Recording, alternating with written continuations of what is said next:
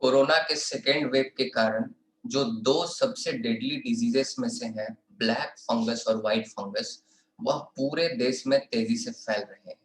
Mainly black fungus, और ये corona के सेकेंड वेव के कारण हुआ है। इसीलिए हम ब्लैक फंगस को हल्के में नहीं ले सकते। आज हम समझते हैं कि ब्लैक फंगस क्या है और ब्लैक फंगस के सिम्टम्स क्या क्या है और इससे किस प्रकार से बचा जा सकता है, और व्हाइट फंगस और ब्लैक फंगस में क्या डिफरेंस है।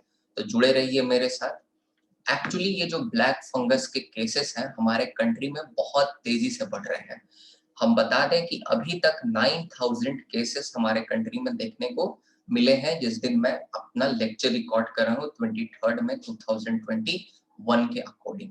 ब्लैक फंगस के सबसे ज्यादा केसेस आपको गुजरात में देखने को मिले हैं, लगभग 2281 केसेस। उसके बाद महाराष्ट्र में 2000 केसेस मिले हैं, आंध्र प्रदेश में 910, एमपी में 720, राजस्थान में लगभग 700 के आसपास। इसी प्रकार कर्नाटका में 500, हरियाणा में 250, दिल्ली में 197 और बिहार में 56। और बिहार ने तो इसको एक एपिडेमिक घोषित भी कर दिया है, एक महामारी घोषित भी कर दिया है। और लगभग अभी 200 से ज्यादा लोगों की जो जान है वो इससे गई है ब्लैक फंगस से। 200 से ज्यादा लोग जो है डेथ रिपोर्ट किया गया है उनका। अब हम समझते हैं कि ब्लैक फंगस क्या है। तो ब्लैक फंगस का जो इन्फेक्शन है वो ऐसा नहीं कि नया है कोरोना वायरस की तरह। ब्लैक फंगस को हम 100 साल पहले से जानते हैं, लेकिन ब्लैक फंगस जो है वह बहुत ही रेयर डिजीज है। ये जल्दी किसी को नहीं होती। यह उसी व्यक्ति को होती है जिसका इम्यूनिटी कम होता है, जिसका इम्यून सिस्टम काफी कमजोर होता है। जैसे जिसको एचआईवी है, जैसे जिसको कैंसर जैसी बीमारी है, उसे ही ब्लैक फंगस देखने को मिलता है। और इंडिया में ये बीमारी साल में सिर्फ 10 से 12 लोगों को ही होती थी। लेकिन अभी ये ब्लैक फंगस के केसेस इसलिए बढ़े हैं क्योंकि कोरोना वायरस से बहुत सारे ऐसे लोग हैं जिनका इम्यूनिटी जो है वह काफी कमजोर हो चुका है। और जो लोग कोरोना वायरस से ग्रसित हैं या फिर जो लोग कोरोना वायरस से ठीक भी हो चुके हैं और अभी फिलहाल उनकी इम्यूनिटी कमजोर है, उन्हें ही ब्लैक फंगस अटैक कर रहा है। और जिनका इम्यून सिस्टम अच्छा है उन्हें ब्लैक फंगस से टेंशन लेने की कोई जरूरत नहीं है। तो ब्लैक फंगस के सिम्टम्स क्या-क्या हैं? तो ब्लैक फंगस में आपको एक सीवियर हेडेक देखने को मिलेगा, आपके सर में बहुत ज़्यादा दर्द होगा, आपको फेशियल पेन होगा, मतलब आपके चेहरे में, आपके चीक्स में, आपके नोज़ में, आपके गाल, नाक में दर्द होगा। फिर आपका नेज़ल कॉन्जेशन देखने को मिलेगा, मतलब आपका जो नाक है वह जाम-जाम सा लगेगा। और सबसे इम्पोर्टेंट, आपको लॉस ऑफ विजन होगा, मतलब आपको चीजें ब्लरी दिखाई देंगी, आपको चीजें साफ-साफ नहीं दिखाई देंगी। और आपको कभी-कभी डबल विजन शो होगा, मतलब जो एक चीज है वो दो दिखेगी। कभी-कभी हम लोग अपने आंखों को ऐसे ऊपर करते थे बचपन में तो एक चीजें दो दिखती थी, तो उस तरह से चीजें दिखेंगी। उसके बाद आपका जो मेंटल स्टेट है वो कंफ्यूजन से भर जाएगा, आप बहुत ज्यादा कंफ्यूज्ड रहिएगा, आपका जो ब्रेन है वो सही से काम नहीं करेगा।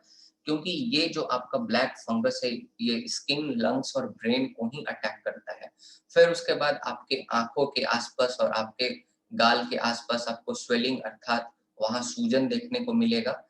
उसके बाद आपका टूथेक होगा, मतलब आपके दांतों में दर्द होगा, और लूजनिंग ऑफ टीथ भी हो सकता है, मतलब आपके दांत हिलने लगेंगे। तो ये कुछ ब्लैक फंगस के सिम्टम्स हैं और इनको इग्नोर नहीं किया जा सकता, क्योंकि अगर आपने ब्लैक फंगस के सिम्टम्स को अगर सबसे पहले पकड़ लिया तो फिर आपकी जान बच सकती है, वरना इसका जो मोर्टेलिटी रेट है यह 50% है। आप सोचिए कितना डेडली डेडली डिजीज है, मतलब 2 लोगों को अगर ये ब्लैक फंगस हुआ तो उसमें से एक व्यक्ति तो मरता ही मरता है, इसका इतना मोर्टेलिटी रेट है, आप समझ सकते हैं। लेकिन पैनिक करने की कोई ज़रूरत नहीं है, ऐसा नहीं कि बस आपको सर में दर्द हो तो आप बहुत जल्दी चिंता कर लें कि अरे कहीं मुझे प्रॉब्लम तो नहीं हो गया, तो पैनिक सिचुएशन भी नहीं होना चाहिए। हाँ, प्रॉब्लम उनको होना चाहिए और उन्हें ध्यान देना चाहिए जिसको बहुत मतलब खराब बीमारियाँ हैं, जिससे इम्यून सिस्टम जो है कमज़ोर हो जाता है। जैसे जिसको एचआईवी हो रखा है, जिसको कैंसर हो रखा है, अगर ये सब अगर सिम्पटम्स दिखते हैं तो बहुत फिर अर्जेंट है, आपको ईएनटी स्पेशलिस्ट से आपको मिलना चाहिए, अपने फिजिशियन से सलाह लेना चाहिए। और अगर कोई कोविड पेशेंट है और घर पे ही इलाज कर रहा है और ऐसे सिम्पटम्स अगर उनको देखने को मिलते हैं तो बहुत जल्दी आपको रश करके डॉक्टर के पास जाना चाहिए। या फिर आपको अगर हाल-फिलहाल में कोरोना वायरस हुआ है और आप अभी उससे तुरंत ठीक हुए हैं, अगर कोरोना वायरस होता है तो आपकी जो इम्यूनिटी होती है वो काफ़ी कमज़ोर हो जाती है। तो फिर आपको ब्लैक फंगस के अगर सिम्पटम्स दिखते हैं तो आपको जल्दी से जाना चाहिए और आपको ट्रीटमेंट करानी चाहिए। अब ये जो ब्लैक फंगस जो होता है, ये हमारे एनवायरनमेंट में ही होता है और हमारे रेस्पिरेटरी सिस्टम अर्थात जो साँस लेने की हमारी जो प्रणाली है, उसके थ्रू या फिर हमारे स्किन के थ्रू जो है, ये फैल जाता है। तो इसीलिए अगर आपको ब्लैक फंगस से बचना है, तो सबसे पहले तो आपको कोरोना वायरस से बचना होगा। क्योंकि अगर एक नॉर्मल इंसान को अगर ब्लैक फंगस का अगर फंगल इन्फेक्शन हो भी जाता है, उसे पता भी नहीं चलेगा, उसकी बॉडी अगर इम्यूनिटी मजबूत होगी तो वह आराम से फाइट कर लेगा। लेकिन अगर ये देखिए कुछ गाइडलाइन सरकार ने दिए हैं, ये कुछ सिम्पटम्स सरकार ने बताए हैं ब्लैक फंगस के, जो अगर आपको अगर होते हैं तो फिर आपको जाना चाहिए डॉक्टर के पास। आपके जो आँख है उसमें दर्द होगा, रेडनेस हो जाएगी, ठीक है? और नोज़ के आस-पास भी रेडनेस हो जाएगी, फिर आपको फ़ीवर हो सकता है, हेडेक हो सकता है, कफ़िंग हो सकती है, शॉर्टनेस ऑफ ब्रेथ हो सकता है अर्थात साँस लेने में दिक्कत, फिर आप ब्लड वोमिट कर सकते हैं और आपका जो मेंटल स्टेटस है, वह अल्टर्ड लगेगा मतलब आप अच्छा फ़ील नहीं करेंगे, आप काफ़ी सिक फ़ील करेंगे। तो ये सब कुछ सिम्पटम्स हैं जो कि हमारे सेंट्रल गवर्नमेंट ने इश्यू किया है। अगर ऐसे सिम्पटम्स किसी को अगर शो होते हैं और अगर उसकी इम्यूनिटी कमज़ोर है, तो वह ज़रूर जाए डॉक्टर के पास क्योंकि आप अगर पहले जाएँगे तो फिर आप बच सकते हैं वरना इसकी मोर्टेलिटी काफ़ी खतरनाक है।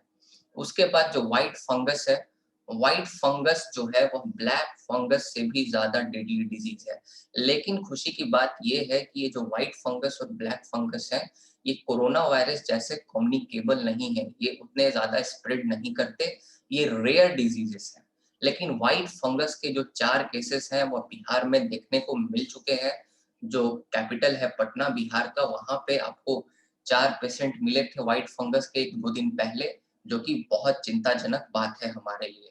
तो व्हाइट फंगस का नाम आपका एस्परगिलोसिस भी इसको हम लोग कहते हैं और जो आपका ब्लैक फंगस है, ब्लैक फंगस को हम लोग म्यूकर माइकोसिस के नाम से भी जानते हैं, लेकिन इसे हम लोकलाइज़ भाषा में ब्लैक फंगस और व्हाइट फंगस के नाम से जानते हैं। व्हाइट फंगस के क्या-क्या सिम्पटम्स हैं? तो व्हाइट फंगस में भी कफ होता है, फीवर होता है, डायरिया मतलब आपको लूज़ मोशन हो सकता है, जिसको व्हाइट फंगस होगा। फिर जो डार्क स्पॉट है, वह लंग्स में होंगे, तो वह तो सीटी स्कैन के द्वारा पता लगाया जा सकता है और आपका जो ऑक्सीजन लेवल है, वह लो हो जाएगा। तो व्हाइट फंगस काफ़ी रेयर डिज़ीज़ है, ये मेरे ख्याल से ये बहुत ही कम लोगों को होती है, तो इससे तो डरने की कोई बात नहीं है। अभी ब्लैक फंगस तेज़ी से फैल रहा है और ब्लैक फंगस भी उन्हीं को होने का डर है, जिनकी इम्यूनिटी लो है, जैसा कि मैंने आपको बताया जो कोविड से ग्रसित हैं या तो फिर कुछ समय पहले उनको कोविड हो रखा था। तो ब्लैक फंगस और कोविड में डायरेक्ट रिलेशन है। अगर आपका सेकंड वेव अगर कोरोना वायरस का नहीं आता, तो ब्लैक फंगस की जो केसेस हैं, वह भी नहीं बढ़ती क्योंकि जब एक बार कोविड इंसान को हो जाता है, उसका जो इम्यूनिटी है, वह अपने आप लो हो जाता है। तो और जो डायबिटिक पेशेंट हैं, जिनको शुगर की बीमारी है, मधुमेह की बीमारी है और अगर उन्हें कोरोना वायरस हो रखा है या फिर उन्हें कुछ समय पहले हुआ था, तो फिर खतरा और ज़्यादा बढ़ जाता है क्योंकि जो डायबिटिक पेशेंट हैं, उनमें ब्लैक फंगस और ज़्यादा तेज़ी से फैलता है।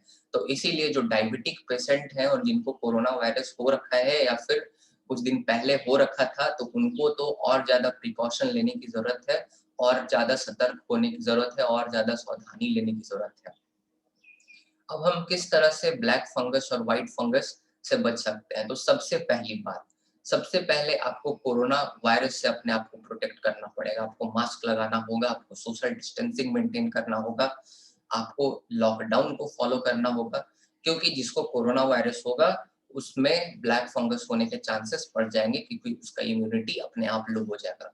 उसके बाद जब आप डस्टी एरिया में जाएँ जहाँ कंस्ट्रक्शन साइट है तो मास्क लगाकर ज़रूर जाएँ, क्योंकि ये जो ब्लैक फंगस होता है ये एनवायरनमेंट में होता है और यह ड्राई और डस्टी एनवायरनमेंट में होता है। फिर उसके बाद अगर आप गार्डनिंग के अगर शौकीन हैं, अभी बहुत सारे लोग लॉकडाउन में अपने बागीचों में फूल लगाते हैं, कुछ-कुछ सब्जियाँ लगाते हैं। तो अगर आप भी अगर बागवानी के अगर शौकीन हैं, शौक रखते हैं, तो आप जब बागवानी के लिए जा रहे हैं, तो उस समय जूते पहन के जाएँ, लंबे-लंबे ट्राउज़र्स पहने, फिर पूरे स्लीव्स के शर्ट्स पहने, ग्लव्स पहने साथ में जब आप सॉइल और मैन्योर के साथ आप हैंडल कर रहे हो। फिर उसके बाद पर्सनल हाइजीन मेंटेन करना काफ़ी इम्पोर्टेंट है, अच्छे से नहाना काफ़ी इम्पोर्टेंट है और जिनको डायबिटीज़ जैसी बीमारियाँ हैं, उनको अपने डायबिटीज़ को कंट्रोल करना काफ़ी ज़्यादा इम्पोर्टेंट है। अपने डायबिटीज़ को कंट्रोल में रखें और जिनकी पहले से अगर इम्यूनिटी से रिलेटेड अगर कोई डिज़ीज़ है, तो वो अपने आप को और ज़्यादा प्रोटेक्टेड और कॉशन करके रखें। क्योंकि ये जो डिज़ीज़ है, ये कोरोना वायरस से भी ज़्यादा खतरनाक है, लेकिन ये न्योता कोरोना वायरस ही देता है।